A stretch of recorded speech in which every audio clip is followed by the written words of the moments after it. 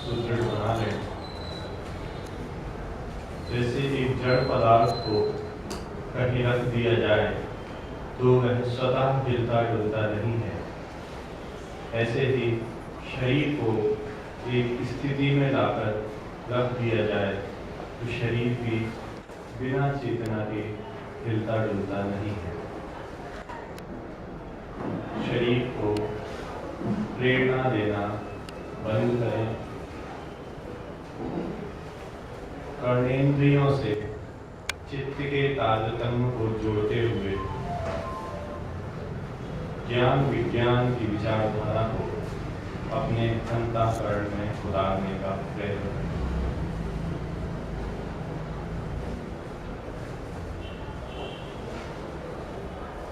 लंबी गहरी सांस से ओम का उच्चारण करेंगे।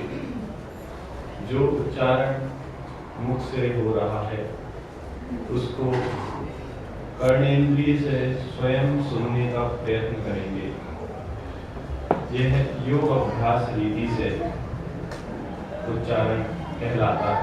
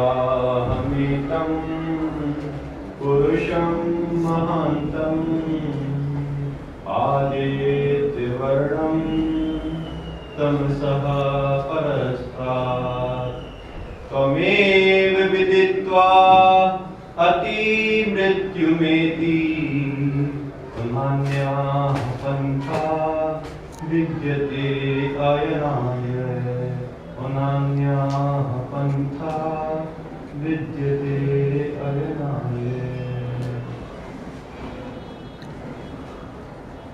धर्म प्रेमी सज्जनों, पूजनीय वंदनीय मातृशक्ति, इस संसार में जो व्यक्ति एक ध्येय लेके जी रहा है और उसके ध्येय में सबसे बड़ी अड़चन है कि उसके पास समय बहुत कम है। इस समय की कमी को पूरा करने के लिए वह बहुत सारे उपाय सोचता है। और उसे ऐसा क्यों लगता है कि उसके पास समय कम है? क्योंकि उसकी अंतः प्रेरणा में यह बात बहुत गहरी जाके छुपी हुई है कि कभी ना कभी मैं मरूंगा। तो आज का जो लगभग शीर्षक रहेगा कि जो मरेगा वह पाप क्यों ना करेगा। ऋषियों ने एक बात स्थापित की कि एक अंतर होता है उस व्यक्ति में जो भगवान को मानता है और जो भगवान को नहीं मानता। अब भगवान के मानने वालों की यदि तुलना की जाए तो हम में से लगभग सभी भगवान को मानते हैं या नहीं मानते? मानते हैं। बहुत सुंदर। अब उसकी एक कसौटी दी गई कि जो भगवान को मानता है वह चित्त से शांत रहता है, चित्त से निर्भय रहता है। उसके जीवन के कष्ट और क्लेश शारीरिक दृष्टि से तो हो सकते हैं परंतु मानसिक दृष्टि पर नहीं होते। ये भगवान को मानने वाले की उपलब्धि है, क्योंकि वह भगवान को मानता है। उसके सारे कष्ट, उसके सारे भय जो है वो परमात्मा की सत्ता के अधीन होते हैं, स्वयं के नहीं होते।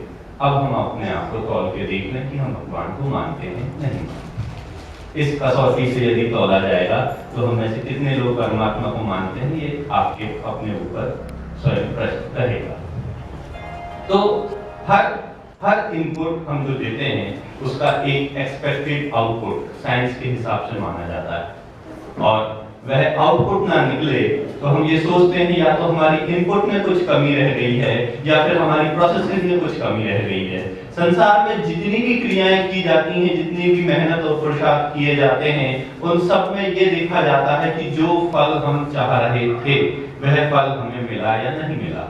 परंतु यदि भगवान की उपासना, परमात्मा की उपासना की बात की जाए तो उसका क्या आउटपुट फॉर्मेट है जिस पे हम कस कर देख सकते हैं कि वाकई में हमने भगवान को माना या नहीं माना, वाकई में हमने भगवान की पूजा की या नहीं की।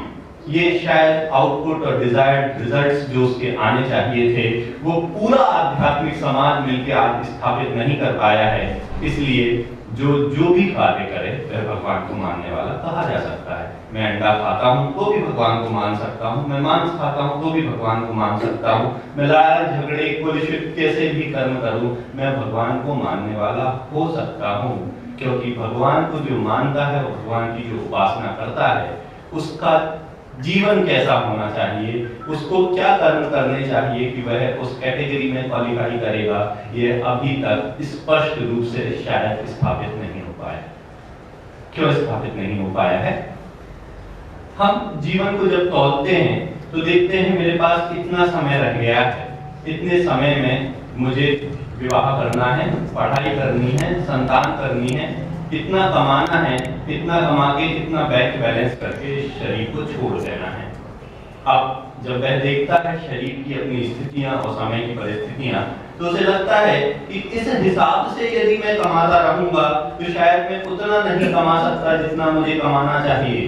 तो फिर वह कमाने की नई नई नीतियां खोजता है और उन नीतियों में प्रायः प्रश्न उठता है उसकी अस्मिता का कि अब आप सीधे तरीके से शायद नहीं कमा पाओगे, तो इसलिए अब आपको कमाई के दूसरे जरिए ढूंढने होंगे। और प्रायः वह जो दूसरे जरिए ढूंढे जाते हैं वह या तो अत्यधिक श्रम या फिर आपकी अस्मिता को थोड़ा सा कोने में खिसका कर फिर कर्म करने वाले होते हैं। मित्रों, जब हम ये सोच लेते हैं कि मेरे पूरे जीवन की जो उपलब्धि है वह यही खत्म नहीं होने वाली है, आज एक व्यवस्थित मानसिकता दी गई है कि आपको जो करना है इस जीवन में कर लो, इसके बाद आपको कुछ नहीं मिलना। इस मानसिकता के कारण हर व्यक्ति के पास जो समय है वो बहुत कम हो चुका है और वह उस समय के अंतराल में ही जितना ज्यादा से ज्यादा हो सकता है, जितना ज्यादा से ज्यादा अपने आप को एक मशीन की तरह उपयोग करके उस लक्ष्य को प्राप्त करना चाहता है। मान लीजिए आपके पास एक कपड़े हैं, एक जोड़ी कपड़े हैं, वह फट गए तो क्या होगा? ज्यादा से ज्यादा क्या होगा? आपको थोड़ा सा दुख होगा कि मेरे एक जोड़ी फट गए, इससे ज्यादा तो कुछ नहीं होगा। आपको दूसरा मिलेगा, मिलेगा ना? आया ना? शायद। अब यदि शरीर की स्थिति आत्मा के परिप्रेक्ष्य में देखी जाए तो आपका शरीर यदि खराब हो गया तो आपको दूसरा मिलेगा या नहीं मिलेगा? थोड़ा संशय है, शायद मिलेगा, हो भी सकता है ना भी मिले। ये इस भ्रांत धारणा के कारण हम बस कपड़ों को तो उतना मूल्य देते हैं जितना देना चाहिए, पर शरीर के लिए हमारी मानसिकताएं बहुत बदल जाती हैं। हमें लगता है कि बस जो करना है हमें इस जीवन में करना है, इसके बाद हम देखकर नहीं आए। यदि इस विचारधारा को हम पक्का कर लें कि जो हमें शरीर मिला है वह भी हमें पुनः मिलेगा, तो फिर हमें जितना हम आराम से जी सकते हैं, जितना हम धर्म पूर्वक जी सकते हैं, उसमें कोई आपत्ति नहीं होगी। परंतु हमारे पास समय बहुत कम है क्योंकि हम अजर अमर नहीं हैं, हम मरने वाले हैं। अब जब हम मरने वाले हैं तो हमारे पास जो भी करने के लिए है वह यही जीवन बचता है। दूसरी बात, पिछली बार चर्चा चल रही थी कि लाभ और हानि। अब जब समय कम बच जाता है तो कोई भी ऐसा समझदार व्यक्ति नहीं होगा जो पूरा जीवन अपना लाभ ही लाभ में जीना ना चाहे। हम चाहेंगे कि मेरे पास अगर 20 साल का समय है तो उस 20 साल में से मैक्सिमम प्रॉफिट में कैसे निकाल सकता हूँ, वह होगा अत्यधिक लाभ की बात। अब जब लाभ की बात आ जाती है तो फिर लाभ कैसे कमाया जाए इस जीवन में? तो लाभ कमाया जाएगा दो परिप्रेक्ष्यों में, एक तो व्यक्ति से, एक तो वस्तु से।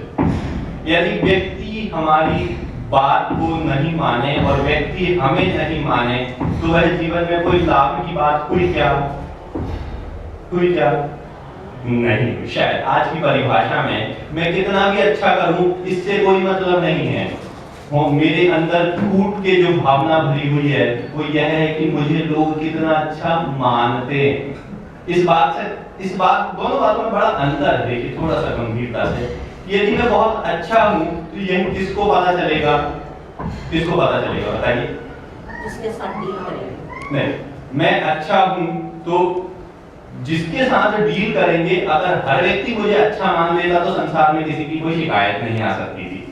आज अगर जो शिकायतें हैं हमारी कि मुझे लोग कैसा मान रहे हैं, वो किस कारण से शिकायत है कि मैं अच्छा हूं, ये किसको पता? किसको पता? मुझे पता। हाँ या ना में जवाब दीजिए। किसी ने बोला हाँ, किसी ने बोला ना। अगर मुझे पता है अच्छाई मेरे अंदर है तो फिर हमको गिला शिकवा इस बात की। और प्रायः संसार में देखिए जो नशा होता है ना, जिसको ऋषियों की परिभाषा में नशा कहा जाता है, नशे में कोई व्यक्ति सुध में नहीं रहता। तो जब नशे में व्यक्ति सुध में नहीं रहता तो उसको पता है क्या कि उसने क्या किया या क्या कहा या कैसा हुआ? शायद नहीं पता। तो हमारे जितने भी वेग हैं या संवेग हैं, जिनको हम क्रोध, लोभ, मोह, ईर्ष्या, द्वेष कहते हैं, उनका जब हम पर प्रकोप हावी होता है तब हम एक नशे में आ जाते हैं। और उस नशे के चलते हमने जो भी किया होगा वो लगभग उस शराबी के जैसा रहा होगा जिसको कि शराब के नशे में गुप्त कर दिया गया था, उसे कुछ नहीं पता उसने क्या किया। तो अब जब मेरे दुर्गुण हैं, दुर्गुण बड़े प्यारे होते हैं कि नहीं? बड़ा संशय वाला प्रश्न है। दुर्गुण इसलिए बहुत प्यारे होते हैं क्योंकि संसार में किसी भी व्यक्ति को अपने दुर्गुण बुरे नहीं लग सकते।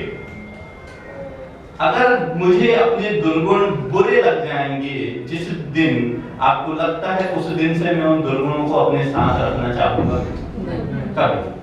इसका मतलब है मेरे दुर्गुण मुझे इतने प्यारे हैं जितने शायद संसार में कोई सद्गुण नहीं होगा। और उस दुर्गुण को बचाए रखने के लिए जिसको पहचान दे दी जाती है मैं खराब हूं या दुर्गुण खराब है, दोनों में अंतर है। जब बोला जाता है कि आप खराब हो तब आपको वह दुर्गुण की प्रतिछवि बना दी जाती है, पर आत्मा सत्ता से अजर, अमर, पवित्र है। आत्मा कभी खराब नहीं होता।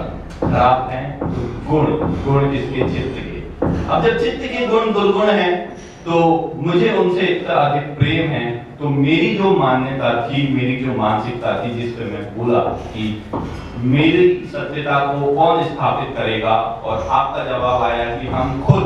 तो हमारे लिए हमारी सारी गलतियां सत्य है, अच्छी हैं, सही हैं। अब बताइए कि मेरे अंदर की गलती कौन बता सकता है कि सही है या नहीं? आप और हम तो उसके निष्पक्ष दृष्टा कभी नहीं बन पाएंगे।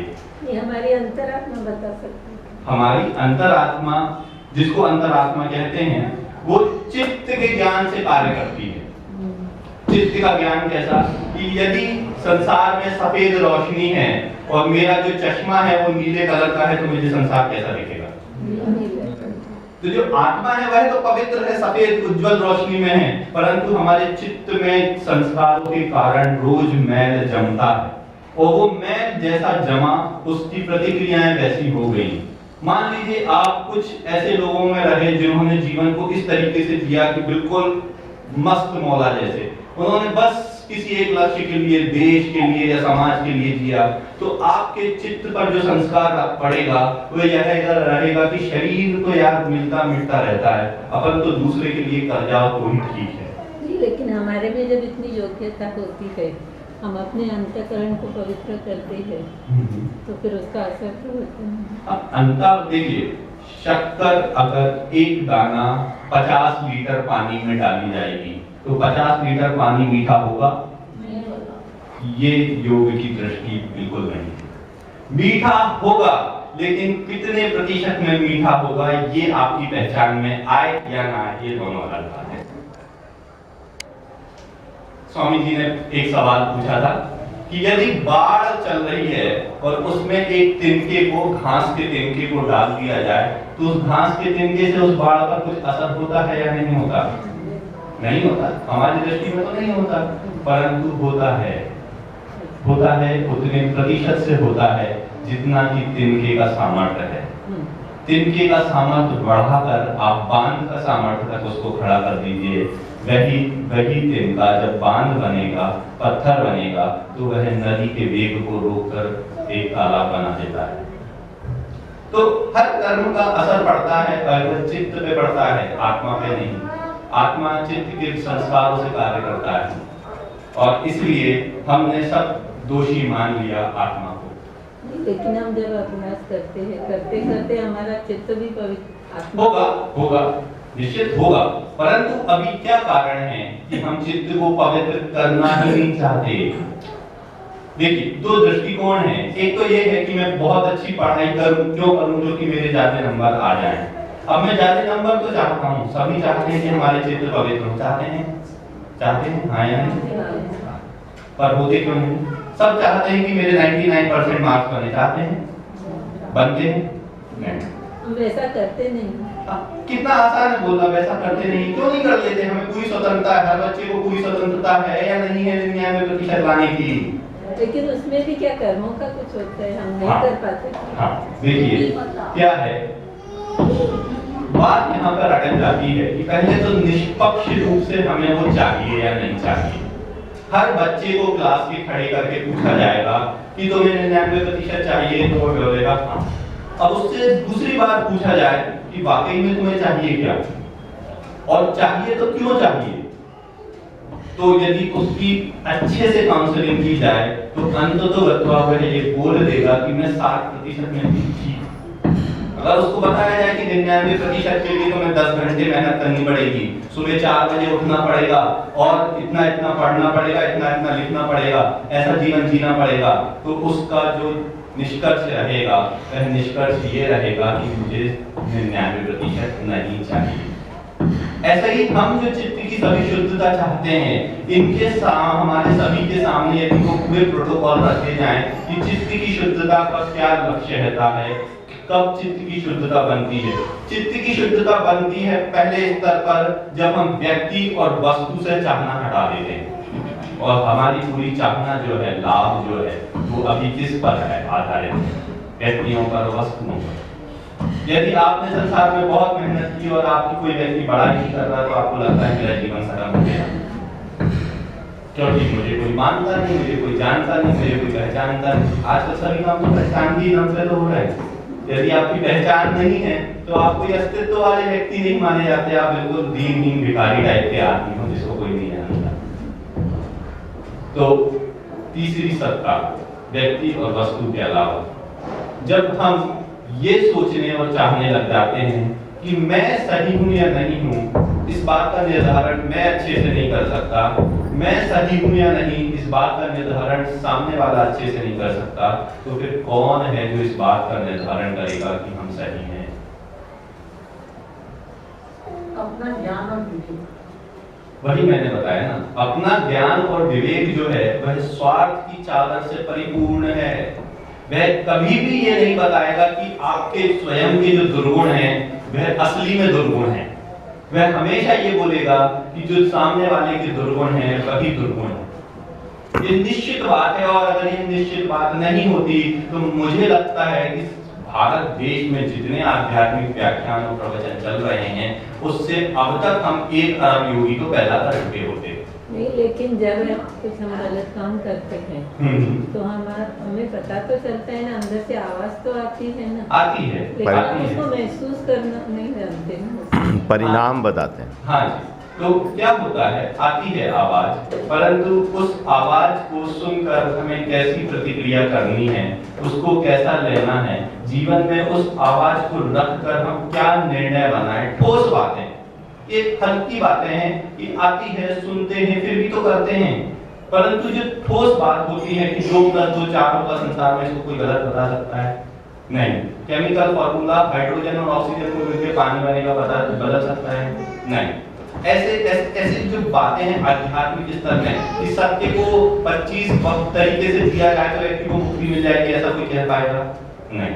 तो जैसे हमारे केमिस्ट्री के फॉर्मूले बिल्कुल क्लियर हैं, जैसे हमारे मैथमेटिक्स के फॉर्मूले बिल्कुल क्लियर हैं, वैसे आध्यात्म के इन फॉर्मूले की क्लियरिटी कौन और कैसे ला पाएगा?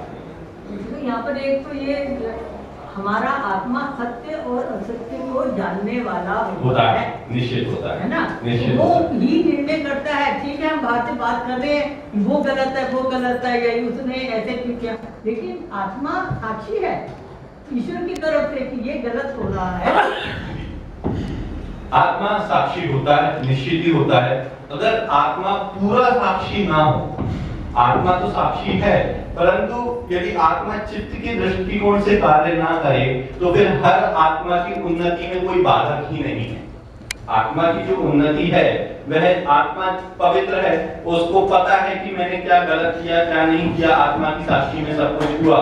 परंतु मेरा प्रश्न यहाँ पे थोड़ा सा घूम जाता है कि जब सब कुछ सही है तो हमारी बाधा कहाँ है?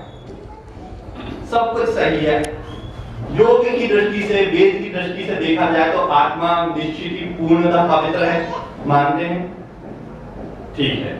फिर हमारे ज्ञान की साक्षी है आत्मा, मानते हैं, ठीक है। जब भी हम कोई गलती करते हैं तब हमारी आत्मा हमें ये बताती है कि हमने सही किया या गलत किया, ठीक है। फिर बाधा कहाँ है? आत्मविश्वास में बात है।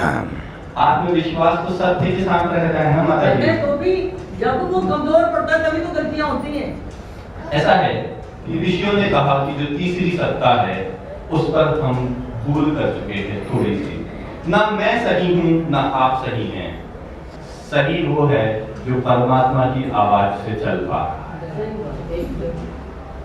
हम इस बात को जिस दिन धरातल मान लेंगे, जिस दिन हम इस विचारधारा का एक केंद्रीकरण कर देंगे कि हे परमात्मन योस्मान द्वेष की यम वयम द्विष्मस्तम वो जम्बे दद्महा, कि मेरे अंदर यदि कोई द्वेष हो और सामने वाले के भीतर यदि कोई द्वेष हो, हम दोनों अपने द्वेषों को आपके चरणारविंदों में समर्पित करते हैं और तू न्याय करना परमात्मन। मैं पूर्ण नहीं हो सकता, सामने वाला पूर्ण नहीं हो सकता, पर तेरा न्याय पूर्ण है।